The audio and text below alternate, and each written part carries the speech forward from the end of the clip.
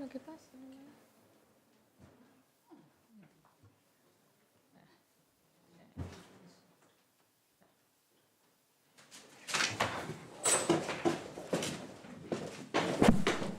Asiento. ¿Cómo es?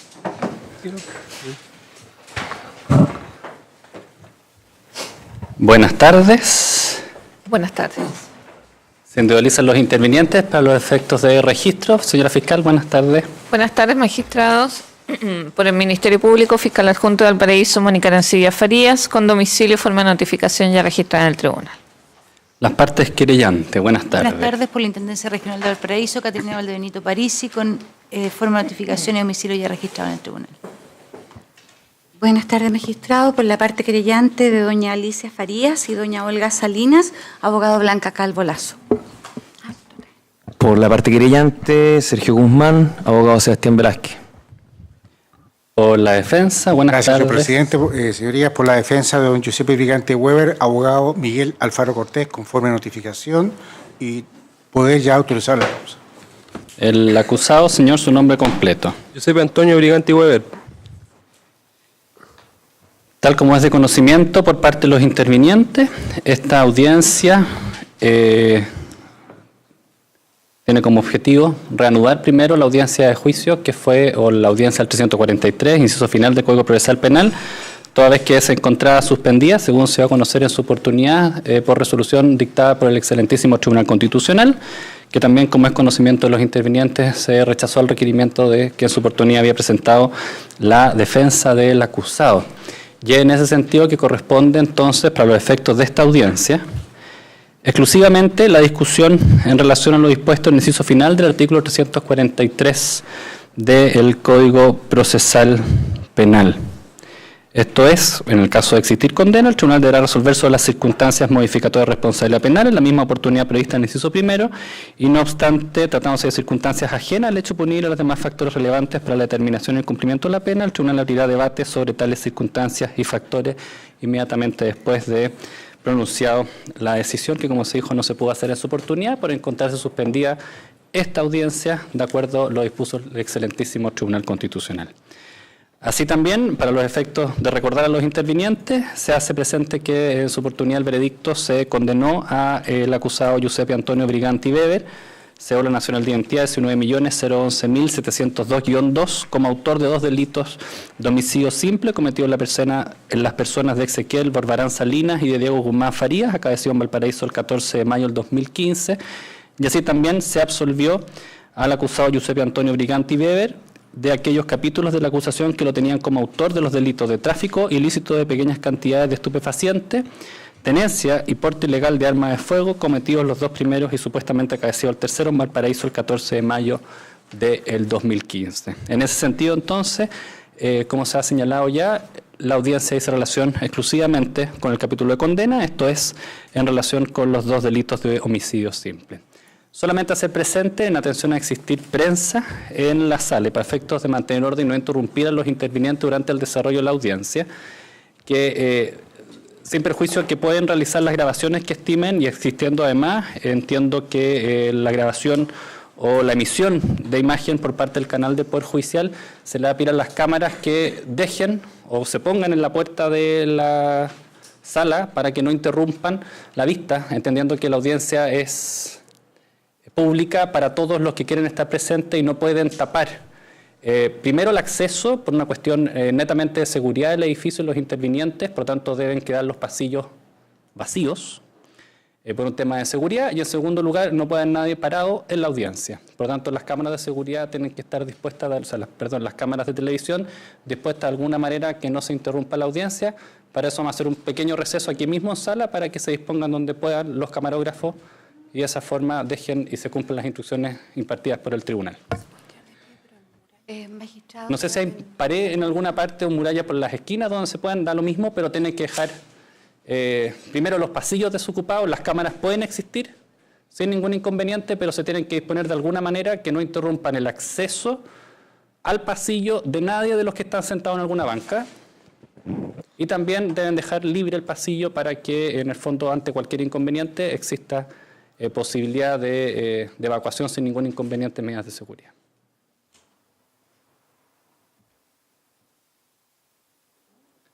Sí, pero ahí está la periodista del Poder Judicial. Magistrado, quisiera informar al tribunal una cuestión previa que esta parte quería... Estamos sin, entiendo que sin registro de audio en este momento, entonces. Hay una cámara que todavía nos falta mover. Esa misma. Se puede poner adelante quizás, no sé si en esta esquina. Mientras no interrumpa la visión de nadie de los que están sentados en los pasillos, no hay ningún inconveniente.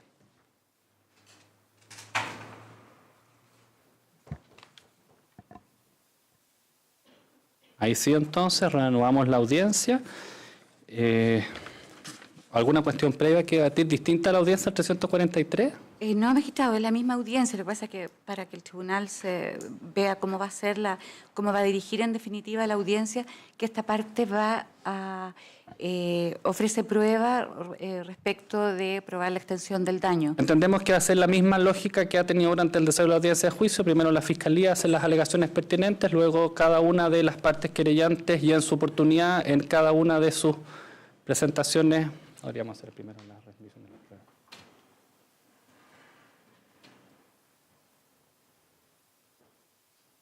Un segundo.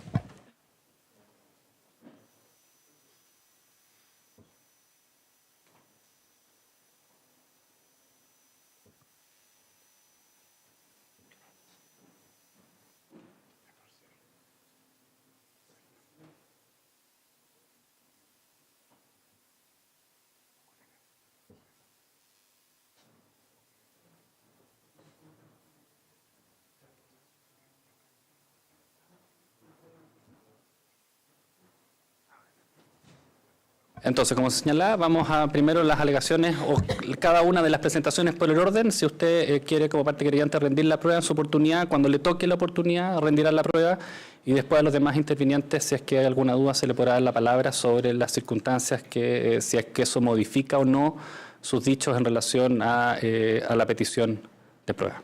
¿Ya? En ese sentido, entonces, hacer parte, entonces, y tal como señaló en su oportunidad, la señora fiscal para los efectos de lo dispuesto para los efectos de esta audiencia. Gracias, magistrada. En relación a esta audiencia que nos convoca, el artículo 343 de determinación de pena, voy a señalar lo siguiente. En primer lugar, como es conocido del tribunal, el artículo 391 del Código Procesal Penal establece la pena del delito de homicidio, ya que en esta causa se condenó por 2 homicidios ocurridos el día 14 de mayo del año 2015, en perjuicio de Diego Guzmán Farías y Ezequiel Borbarán Salinas. El artículo 391 establece que el que mate a otro y no esté comprendido en el artículo anterior, que habla en definitiva de un delito que no nos convoca, como parricidio, tendrá la pena de presidio mayor en grado medio en cualquier otro caso, o sea, cuando no es un homicidio calificado, como en este que se trata de un homicidio no calificado, tiene una pena de presidio mayor en grado medio. Es decir, de 10 años y un día a 15 años. Esa es la norma base que se debe tener en cuenta al momento de imponer la pena en esta causa. La Fiscalía ha pedido la pena de 12 años, 180 días por cada uno de los homicidios. ¿Y esto por qué situación, magistrado? El artículo 17b de la Ley de Control de Armas, número 17.798, en su inciso segundo, establece, como ya sabe el tribunal, y que también es uno de los motivos por los que estuvo suspendida la causa al revisarse ante el excelentísimo Tribunal Constitucional, que para determinar la pena en los delitos previstos en la Ley de Control de Armas, que señala, y en todos los casos en que se cometa un delito empleando alguna de las armas o elementos mencionados en el inciso anterior, el tribunal no tomará en consideración los dispuestos en el artículo 65 a 69 del Código Penal. y en su lugar determinará su cuantía dentro de los límites de cada pena señalada por la ley al delito.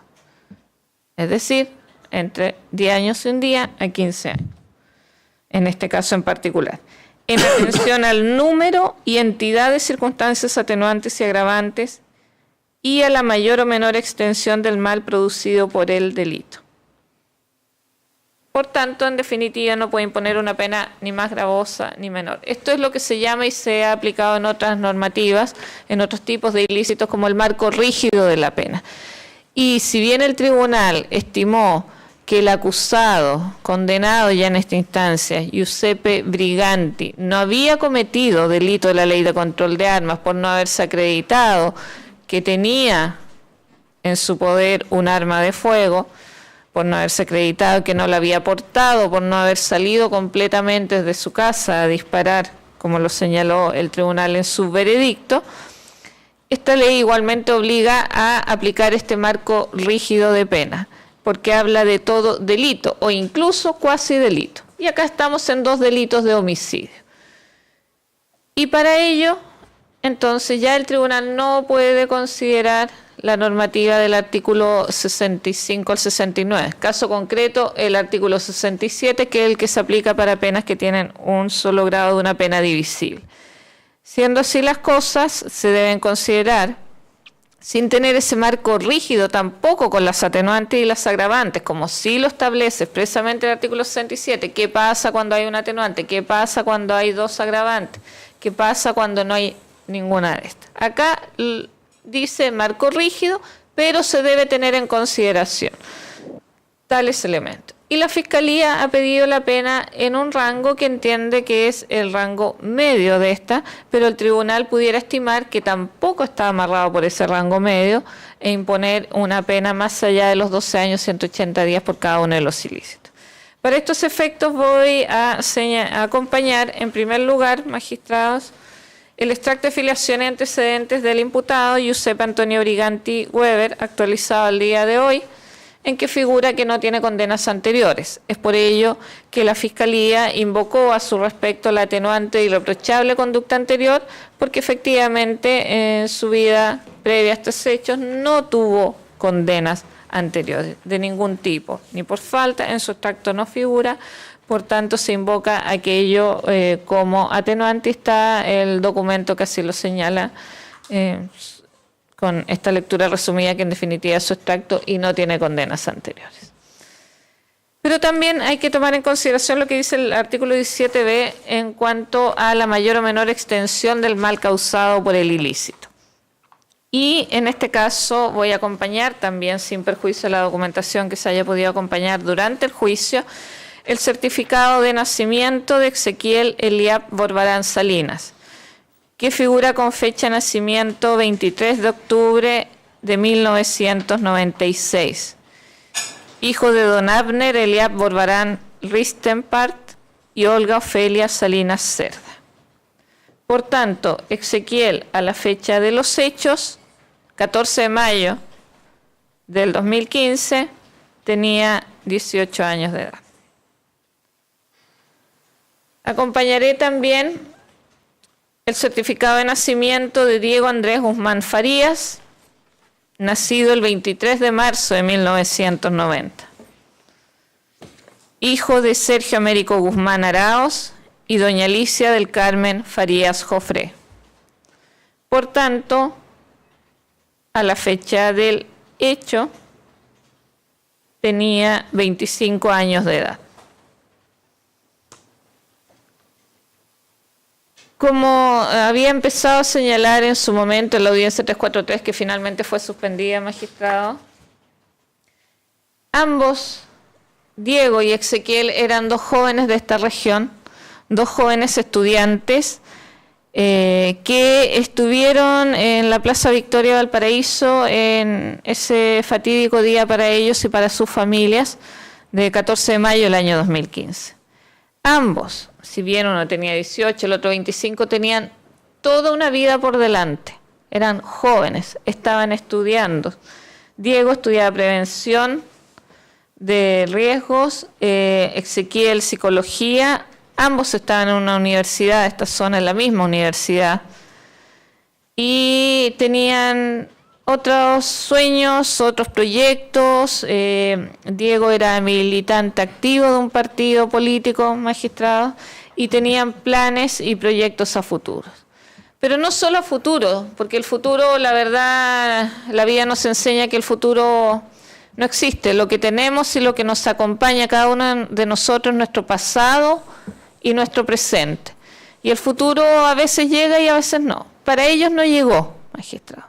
No llegó por la acción del imputado, quien sin ninguna razón, sin justificación, sin nada que pudiera atenuar su responsabilidad. Acá no se habla de que fue una situación de arrebato, que fue en legítima defensa. Eso con la prueba del juicio quedó descartado, magistrado. Don Giuseppe Briganti decidió subir al segundo piso o al primer piso de su casa, pero por esta casa de Valparaíso había que subir la escala para llegar a este primer piso, tomar un arma 9 milímetros de esta pistola CZ y disparar hacia la gente. Y en este caso disparó a Ezequiel y a Diego.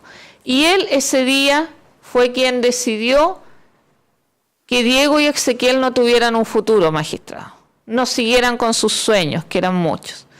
Y destruyó no solo la vida de Diego y Ezequiel, sino la vida de ambas familias. Porque perder de esta manera a un hijo, a un hermano, sus propios amigos, perderlos a ellos, sus compañeros de partido, perderlos, es algo irremediable.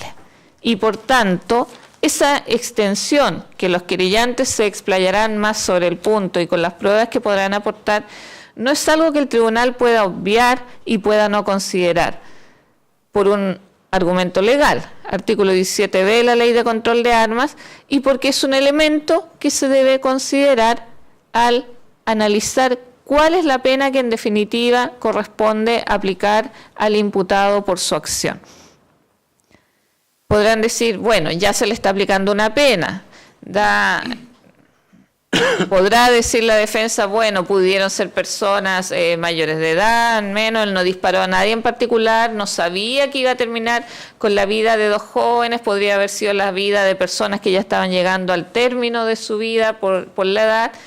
Pero lo concreto, magistrado, es que él sí pudo pensarlo, porque en esa manifestación, sin perjuicio que habían personas adultas, la mayoría eran jóvenes de nuestro país que se estaban manifestando, que incluso ya estaba terminando la manifestación. Por tanto, él sí sabía que estaba apuntando a jóvenes y apuntó a dos jóvenes de 25 y 18 años de edad. Incluso vimos los videos, magistrado, y el tribunal se constituyó en el lugar, habían juegos infantiles en el sector. Nada de eso le importó al imputado, pero que no le haya importado a él no quiere decir que no le deba importar al tribunal y no lo deba considerar. La extensión del daño causado es de tal envergadura que el tribunal pudiera estimar incluso que podría imponerle a por cada uno de los homicidios la pena en el máximo, en 15 años. El rango de pena es de 10-1 a 15. La Fiscalía lo está pidiendo en 12 años, 180 días, en la mitad de aquello, en la mitad de ese grado. La defensa podrá señalar, bueno, acá se trata de dos homicidios, pero cometidos por un solo hecho, podríamos aplicar la normativa del artículo 351 del Código Procesal Penal, que en definitiva, a juicio del Ministerio Público, no corresponde aplicar en este caso. El artículo 351 del Código Procesal Penal, como sabemos, habla de la reiteración de crímenes o simples delitos de una misma especie. Y en los casos de reiteración de crímenes o simples delitos de una misma especie se impondrá la pena correspondiente a las diversas infracciones estimadas como un solo delito, aumentándola en 1 o 2 grados. En 1 o 2 grados, tampoco establecen cuánto. O cuándo se puede subir en 1 grado y cuándo en 2. Pero después establece en el inciso segundo que si por la naturaleza de las diversas infracciones estas no pudieran estimarse como un solo delito, el tribunal aplicará la pena señalada a aquella que considerada aisladamente con la circunstancia del caso tuviera asignada una pena mayor. Entendemos, magistrado, que acá tiene relevancia esto. No se pudieran considerar como un solo delito y se tendría que aplicar la pena asignada al delito mayor, aumentada. Pero los delitos, los dos homicidios tienen la misma pena, así que tampoco por un asunto de texto legal no podemos ir a esa solución. Porque ¿cuál es la pena o el delito con mayor pena si los dos tienen la misma pena? Siempre se puede recurrir al artículo 74. Y entendemos, magistrado, del Código Penal, y entendemos que en este caso esa es la norma a la que en definitiva hay que recurrir. Imponer penas separadas por cada uno de los ilícitos. 2 penas de 12 años, 180 días es lo que pide la Fiscalía. Está el artículo 75 del Código Penal, que también la defensa seguramente dará cuenta de él. La disposición, dice el artículo 75, del artículo anterior, del 74, que el que solicito se ocupe en este caso, no es aplicable en caso de que un solo hecho constituya 2 o más delitos, o cuando uno de ellos sea el medio necesario para cometer el otro. En estos casos solo se impondrá la pena mayor asignada al delito más grave. Nuevamente, pena mayor asignada al delito más grave. ¿Cuál muerte es más grave? ¿La de Diego? ¿La de Ezequiel? No se aplica, magistrado. Y además hay una razón doctrinal. El profesor Juan Pablo Mañalich Raffo, en un estudio en la revista Estudios de la Justicia número 15, el año 2012, da cuenta y analiza estos temas.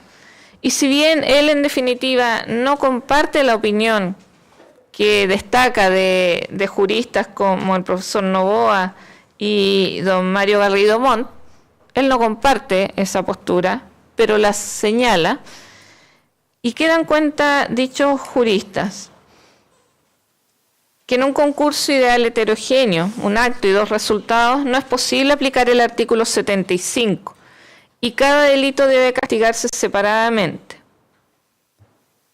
Porque entre otras cosas, magistrados, se habla acá de que hay bienes jurídicos personalísimos y la vida es uno, sino el bien jurídico personalísimo. Entonces acá no podemos hacer una simple sumatoria con todas estas normas que hemos señalado. 351 Código Procesal Penal, artículo 75 del Código Penal, y decir algo tan fácil como ya, bueno, son 2 homicidios, casi como podría ser en un hurto. Son 2 hurtos, son 2 robos, sumemos, son lo mismo. No, porque son distintos bienes jurídicos. Y los bienes jurídicos personalísimos no pueden, según estos autores que he invocado, que están invocados por el profesor ya referido en esa revista, no pueden simplemente sumarse o considerarse un solo delito y decir ya, con un disparo, en este caso, el ejemplo típico es con una bomba, se mata a más de una persona. En este caso fue con un disparo, se mató a 2 personas, a Diego y Ezequiel. Hagamos cuenta que es solo un delito. No, son bienes jurídicos personalísimos y para ellos no se aplica esta normativa. Y la que se aplica es el artículo 74. Para cada uno de ellos se debe aplicar una pena independiente. Y es por ello, magistrado, que en virtud de lo señalado, las circunstancias ya referidas, la mayor extensión del mal causado y la circunstancia de tratarse de la vida de 2 jóvenes de esta ciudad, es que el Ministerio Público pide que se haga aplicación del artículo 74 y se imponga por cada uno de dichos ilícitos la pena de 12 años, 180 días, o la que el tribunal estime en derecho, pudiendo recorrer en definitiva, si el tribunal así lo estima pertinente, toda la extensión de presidio mayor en grado medio, de acuerdo a lo que dispone el Código Penal para el delito de homicidio. La parte querellante de la Intendencia tiene la palabra. En este punto seré muy breve, ya dirigiéndome a todo lo ya señalado por el Ministerio Público, solicitamos que se aplique en este caso, por el momento de terminar la pena al señor Giuseppe Briganti Weber, lo señalado en el artículo 74 del Código Penal en relación a lo dispuesto en el artículo 17b de la Ley de Control de Armas. Esto es con los mismos argumentos antes ya señalados. Estamos ante delitos en contra de la vida. Son 2 personas, son 2 niños o jóvenes que murieron muy prontamente. Por lo tanto, son bienes jurídicos de carácter personalísimo. Y en estas circunstancias no se puede considerar como un solo delito, son 2 personas distintas las que fallecieron. Por lo tanto, hacer aplicación del artículo 75, como va, yo creo, lo más seguro que señalar las defensas, es de suyo casi ridículo, porque pondría que una vida es más importante que la otra, se estaría castigando por la muerte de uno de los niños y no por la muerte del otro.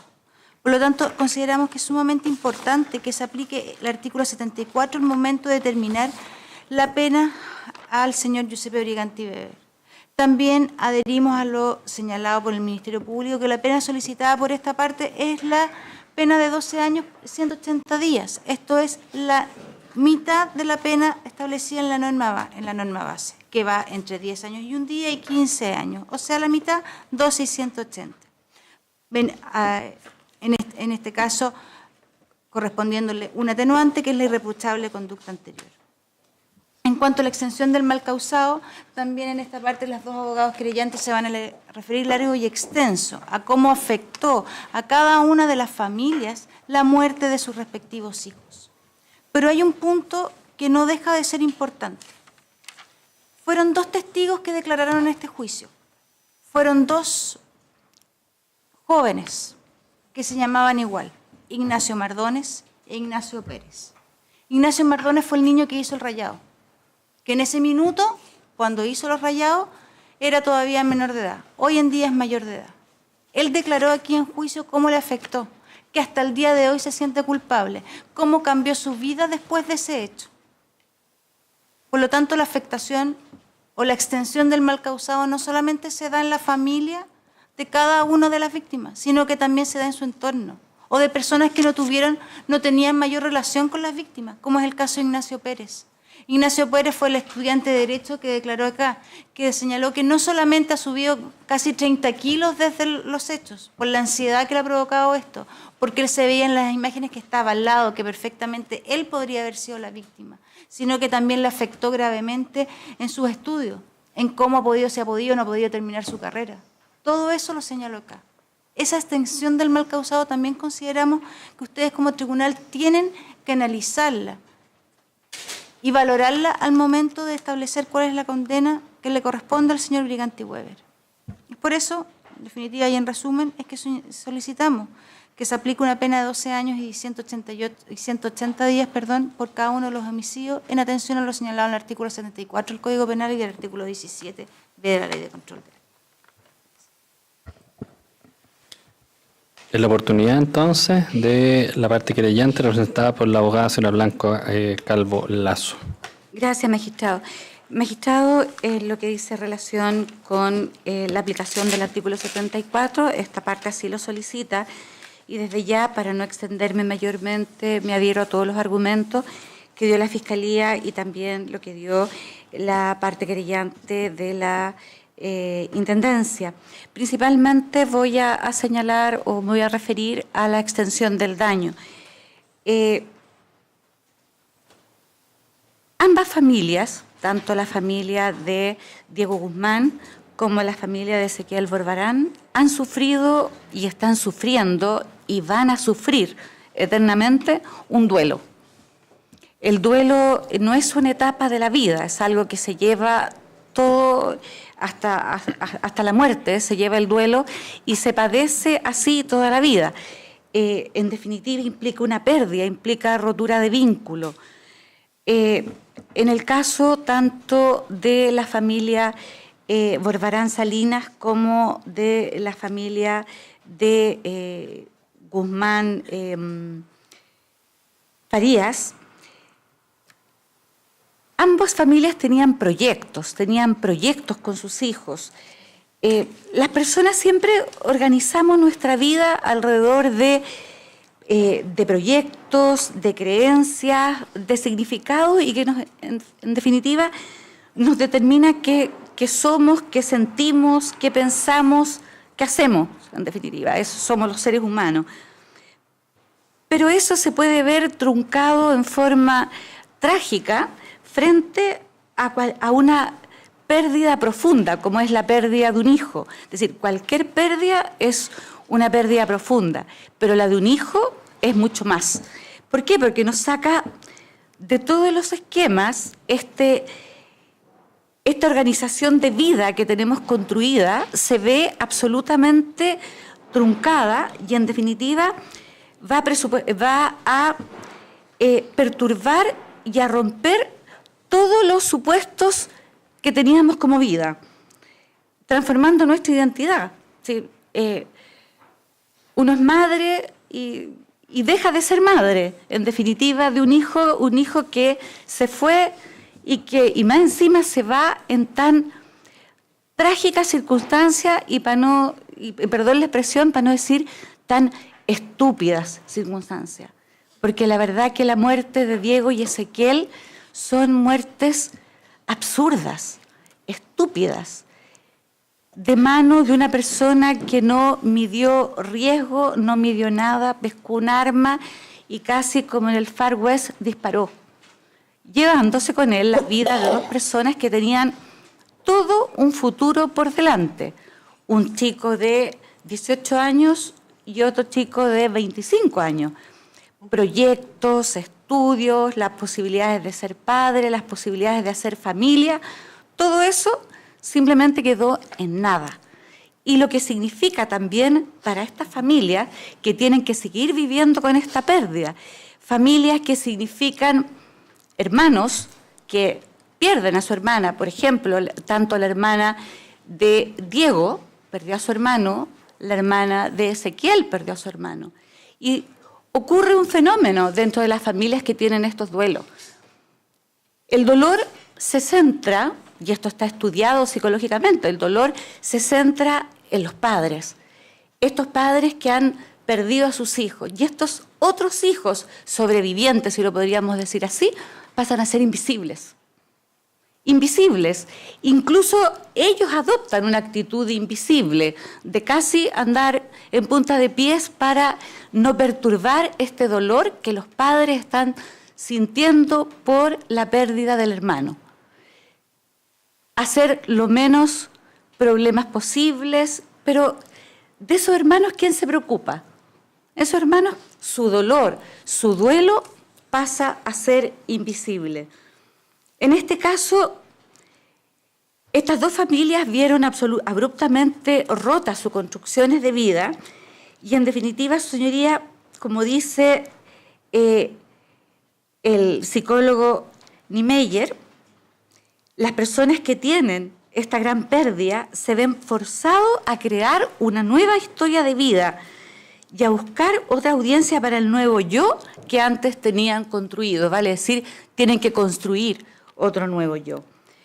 Y para que en definitiva el tribunal se pueda hacer la idea, no solamente de lo que yo estoy diciendo, que afortunadamente no sufrió esa pérdida y espero nunca sufrirla, ofrezco prueba testimonial, señoría, tanto de doña Alicia Farías Jerez, que es la madre de Diego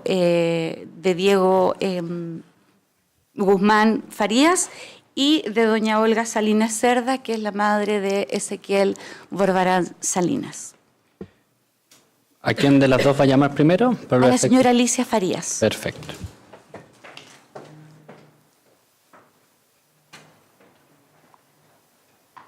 No, pues va ella en su turno.